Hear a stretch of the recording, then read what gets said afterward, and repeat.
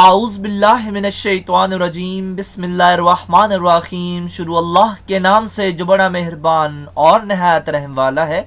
उम्मीद आप लोग खैरियत से होंगे और इस वीडियो में इंजीनियर फैसल आपसे मुखातिब है। आप देख रहे हैं पाकिस्तान का सबसे बड़ा channel chemical engineering edge tech, जो कि केमिकल इंजीनियर्स और डीए केमिकल के स्टूडेंट्स के लिए तैयार किया गया है। इस चैनल में केमिकल इंजीनियरिंग के मुख्तलिफ सब्जेक्ट्स जिसमें industrial chemical process, industrial stoichiometry, chemical engineering, organic chemistry, mathematics, engineering informatic topics के अलावा इंडस्ट्रियल इंटरव्यूज़ के लिए शॉर्ट क्वेश्चन आंसर के लेक्चर्स भी शामिल हैं। आप मेरे चैनल को सब्सक्राइब करेंगे तो मेरी हर लेटेस्ट वीडियो आपको मिलती रहेगी। हमारी आज की वीडियो का टॉपिक है डीएई फर्स्ट ईयर की मैथमेटिक्स। एक्सरसाइज 2.6 है, क्वेश्चन नंबर 4 है और 4 की स्टेटमेंट में है what is the sum of the geometric series. हमारे पास एक सीरीज़ है, उसका आप सम मालूम करके दें और उस सीरीज़ में से इंफॉर्मेशन जो थी वो कलेक्ट करके उसने हमें बता दी। सीरीज़ का हमें नहीं पता कि वो क्या है, तो अगर हमारे पास सीरीज़ हो भी सही तो हम इस तरह की इंफॉर्मेशन ही वहाँ से कलेक्ट करते हैं और फिर आगे सवाल को प्रोसेस करते हैं। तो इंफॉर्मेशन क्या है, वो कहता है कि जो सीरीज़ की फ़र्स्ट टर्म की वैल्यू है वो हमारे पास 2 है और उस सीरीज़ के अंदर टोटल 5 टर्म्स हैं और उस सीरीज़ में जो लास्ट टर्म है यानी nth टर्म है उसकी वैल्यू भी उसने बता दी कि वो 32 है। अब हम पहले जो सवाल करते रहे हैं उसमें जब an हमें प्रोवाइडेड होता था तो हम नंबर निकालते थे उस सीरीज़ के, तो यानी सीरीज़ में कितनी टर्म्स मौजूद हैं और अब यहाँ पे हमें नंबर भी दे दिए गए हैं, आखिरी टर्म की वैल्यू भी दे दी गई है। तो अब हमने सम की तरफ जाना है और अगर हम सम वाला फार्मूला देखें तो यहाँ पे तो यानी ए भी है और इसके अलावा आर का इस्तेमाल हो रहा है। तो अगर आप अपने डाटा में देखें तो यहाँ पे तो आर मौजूद नहीं है, तो इसका मतलब है कि ये जो ए एन है ये हमें आर तक लेके जाएगा और ये जो एन है ये तो हम यहाँ पे पुट कर देंगे, इसका तो इशू नहीं है।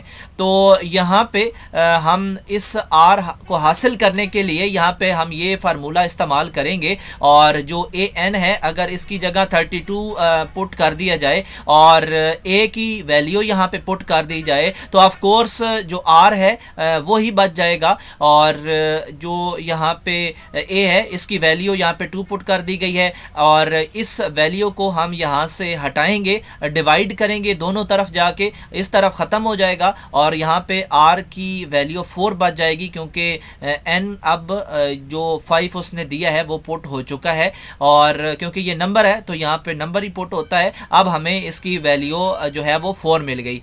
अब हमने इस जो r की पावर 4 है इसको भी ख़त्म करना है, तो हम क्या करेंगे कि हम इस की जो वैल्यू है यानी 16 को हम रीशेप करेंगे और ये हम 2 की पावर 4 की शक्ल में लिख देंगे। तो जब पावर्स सेम हो जाएं तो फिर हम बेसिस निकाल लेते हैं और अगर बेसिस सेम हो जाएं तो पावर्स निकाल ली जाती हैं। तो यहाँ पे पावर्स सेम हो चुकी हैं तो हम बेसिस यहाँ से निकाल लेते हैं और इस तरह हमें r इज़ इक्वल टू 2 मिल जाएगा। अब r हम यहाँ पे हासिल कर चुके हैं और अगर हम यहाँ पे फार्मूला देखें सम का तो ये वाला फार्मूला इस्तेमाल होगा और यहाँ पे एक इस फार्मूले के सामने कंडीशन भी है r इज़ ग्रेटर देन 1। तो अगर हमारे पास r की वैल्यू ग्रेटर देन 1 होगी तो फिर ये फार्मूला इस्तेमाल होगा, अगर लेस देन 1 होगी तो कोई और फार्मूला इस्तेमाल होगा। तो इस वजह से हमने ये फार्मूला जो है वो इस्तेमाल करना है और इसके जो स्टार्ट है सामने एस एन भी लिखना है, तो एस एन यहाँ पे लिखा हुआ है, बाकी फार्मूला वही है और ये मैंने यहाँ पे इस कंडीशन को एक्सप्लेन करने के लिए दिया है। तो यहाँ पे अब हम a की वैल्यू भी पुट कर देंगे, r की भी कर देंगे, n की भी कर देंगे। तमाम वैल्यूज़ को पुट करने के बाद हम जो S5 है यानी 5 टर्म्स का जो सम है वो हम मालूम कर चुके हैं। इसको जस्ट हमने सिंपलीफाई किया, प्लस नेगेटिव और इसका जो पावर थी उसको हमने जो है उसको सॉल्व किया। तो अब हम 62 हासिल कर चुके हैं और सवाल में भी यही कहा जा रहा था कि सम मालूम करके दें, तो हमने बग़ैर उस सीरीज़ को देखे जाने इस डाटा की मदद से उस सीरीज़ का सम मालूम कर लिया है।